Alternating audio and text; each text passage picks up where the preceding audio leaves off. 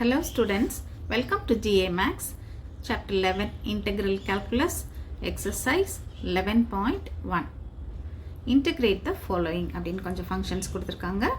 So, இதை start பண்ணுறதுக்கு முன்னாடி formula ஒரு தடவை பார்த்துக்கலாம். Integral x power n dx equal to x power n plus 1 by n plus 1 plus c. x power n ஒரு function இருந்துச்சுன்னா பவரில் 1 ஆட் பண்ணிவிட்டு அந்த பவரில் என்ன இருக்கோ அதை டினாமினேட்டரில் போட்டுறோம். அவ்வளோதான் இங்கே பண்ணுறோம் நம்ம. So first question is X power 11 integral X power 11 dx. எப்போவுமே இன்டெக்ரல் சிம்பிள் இன்டெக்ரேஷனுக்குள்ளே ஏதாவது ஃபங்க்ஷன் இருந்தால் இந்த இன்டெக்ரல் கோஎஃபிஷியன்ட் டிஎக்ஸ் வந்து கண்டிப்பாக இருக்கணும். ஓகே, ஸோ இப்போ அந்த ஃபார்முலா படி நம்ம என்ன பண்ணுறோம், பவரில் 1 வந்து ஆட் பண்ணிடுறோம். எக்ஸ் பவர் 11 + 1 divided by அதே 11 plus 1 denominatorல போட்டுறோம் plus cங்கிறது வந்து integral constants. எப்போலாம் integrations நம்ம பண்ணுறோமோ இந்த integral constant you need to add. Okay, அப்போ நியூமரேட்டரில் x power 12 divided by 12 plus c வந்துடும். இதுதான் இதோட integration. அண்ட் நெக்ஸ்ட் ஒன், இப்போ இந்த மாதிரி டினாமினேட்டரில் எக்ஸ் பவர் என்னன்னு இருக்குன்னா நீங்கள் என்ன பண்ணிடுங்க, அதை நியூமரேட்டர் கொண்டு வந்துருங்க. எக்ஸ் பவர் -7 டிஎக்ஸ்னு எழுதிக்கங்க. டினாமினேட்டரில் இருக்கிற 7 மேலே வரும்போது நெகட்டிவ் ஆயிரும். அண்ட் இதே ஃபார்முலா எக்ஸ் பவர் என்க்குரிய ஃபார்முலாலே நீங்கள் போட்டுடலாம்.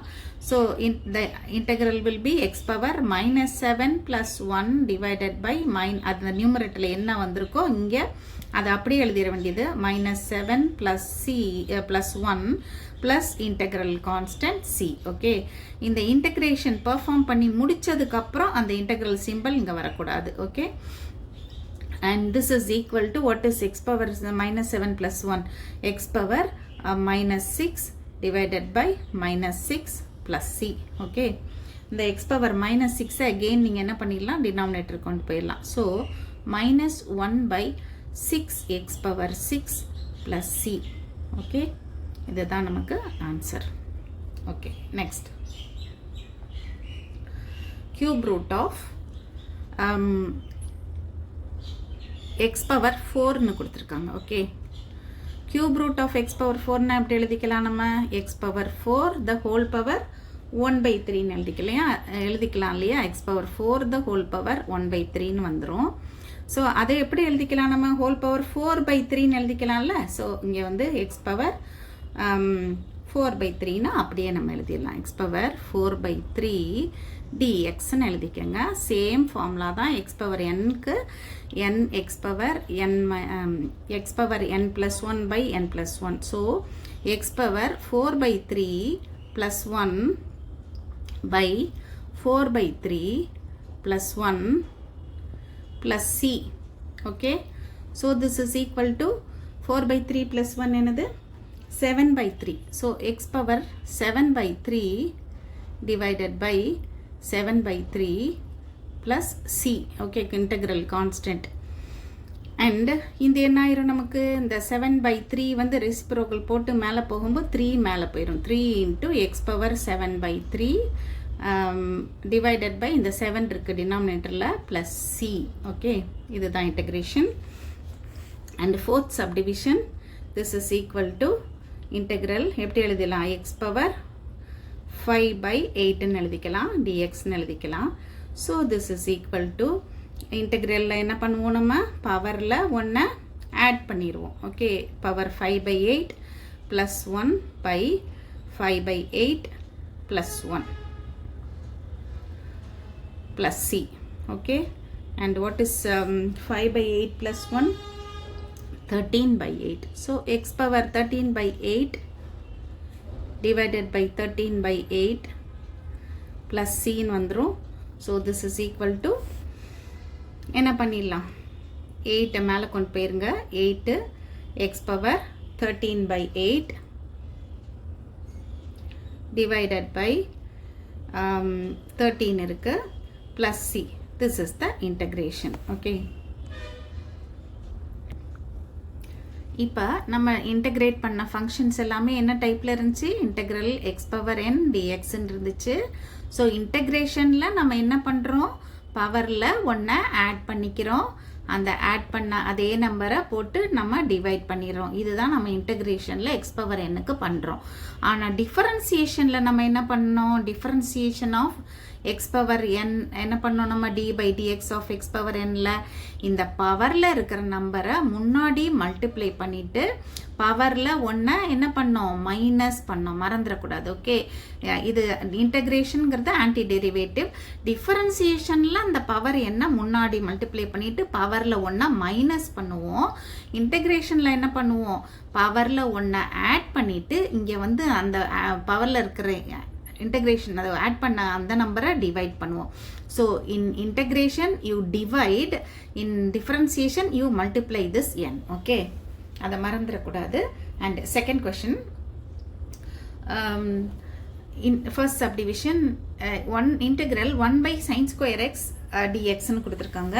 You know 1 by sin x is equal to என்னன்னு தெரியும், cosecant xன்னு தெரியும் இல்லையா. So this can be written as integral எப்படி எழுதிடலாம், cosecant square xன்னு எழுதிடலாமா, cosecant square x dxன்னு எழுதிடலாம். And cosecant square x dx என்னது, எதோட இன்டெகிரேஷன் ஃபார்முலாவில் படித்தோம் இல்லையா, equal to minus cot x plus c. Okay, integral cosecant square xக்கு ஃபார்முலா என்னது, minus cot x plus c, அவ்வளோதான். இப்போ இப்படி கொடுத்துருக்காங்க, tan x by cos xன்னு கொடுத்துருக்காங்க. ஸோ இதை நம்ம கொஞ்சம் ரீஅரேஞ்ச் பண்ணி எழுதிக்கலாம். எப்படி எழுதிக்கலாம் அப்படின்னா, முதல்ல வந்து நீங்கள் என்ன பண்ணிடுங்க, இந்த 1 by cos xன்னு எழுதிக்கங்க தனியாக. 1 by cos xன்னு எழுதிட்டு இன்டூ tan xன்னு எழுதிக்கங்க. And what is 1 by cos x? 1 by cos x is secant x. You know it is equal to secant xன்னு தெரியும். ஸோ secant xன்னு ஆயிடுச்சு, இது வந்து secant x and into tan x dxன்னு வந்துடுச்சு. So what is the integration of secant x tan x? This is equal to secant x plus c. Okay, a formula for integrating secant x tan x dx is equal to secant x plus c. Okay, next இந்த integral cos x by sin square xன்னு கொடுத்துருக்காங்க. நீங்கள் என்ன பண்ணிடுங்க, இதில் அந்த ஒரு இங்கே பண்ண மாதிரி முதல்ல இதில் பண்ண மாதிரி ஒரு sin x இங்கே எடுத்துருங்க, 1 by sin xன்னு தனியாக எடுத்துருங்க. எதுக்காக இப்படிலாம் பண்ணுறோன்னா, அந்த ஃபார்முலாவை கொண்டு வரதுக்காக நம்ம பண்ணுறோம், என்ன தெரியுமோ அதை கொண்டு வரதுக்காக. ஸோ இந்த sin square x ரெண்டு sin x நம்ம டினாமினேட்டரில் எழுத போகிறோம். ஒன்று 1 by sin x எழுதியாச்சு, அடுத்தது மேலே வந்து cos x இருக்குது, இன்னொரு sin x இருக்குது. ஸோ அதை தனியாக எழுதிக்கங்க. எழுதிட்டிங்கன்னா dx, and you know this 1 by sin x is என்னது, cosecant x இல்லையா, இது cosecant x, இது என்னது cot x. அதனால cosecant x into cot x dx வந்துருச்சு. Okay, and what is the integration of this? Integration will be equal to minus cosecant x. Okay, formula minus cosecant x plus c. Okay, ஃபார்முலாலாம் தரவாக இருக்கணும், அப்போ தான் இதெல்லாம் பண்ண முடியும். எல்லா இன்டெக்ரல் ஃபார்முலாவும் ரொம்ப தரவாக படித்து வச்சுக்கோங்க. அப்படின்னா தான் நீங்கள் இன்டெக்ரல் கால்குலஸை ஈஸியாக பண்ண முடியும். Okay, fourth subdivision 1 by cos square x. You know 1 by cos square x என்னது, secant square xன்னு தெரியும் இல்லையா. அண்ட் secant square xக்கு இன்டெகிரேஷன் என்னது, tan x. This is equal to tan x plus c. இன்டெகிரேஷனுங்கிறது ஆன்டி டெரிவேட்டிவ் தான்.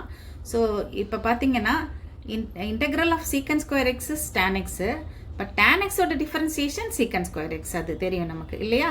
So அந்த மாதிரி தான் வரும் இங்கே. அண்ட் cosecant xக்கு டிஃபரன்சியேஷன் என்ன தெரியும், minus cosecant x cot x. So integral cosecant x cot x என்ன வந்துடும், அந்த நம்ம டிஃபரன்சியேஷன் எதுக்கு போட்டோமோ அந்த இது மைனஸ் cosecant x, அந்த மாதிரி தான் எல்லா ஃபார்முலாவுமே வரும் நமக்கு. ஓகே ஸ்டூடெண்ட்ஸ், இந்த இன்டெக்ரல் ஃபார்முலா எல்லாத்தையும் நல்லா தரவாக படிச்சுக்கோங்க. அப்போ தான் உங்களுக்கு வந்து ஃபங்க்ஷன்ஸ் இன்டெகிரேட் பண்ணுறதெல்லாம் ஈஸியாக இருக்கும். And we'll continue in the next video, students.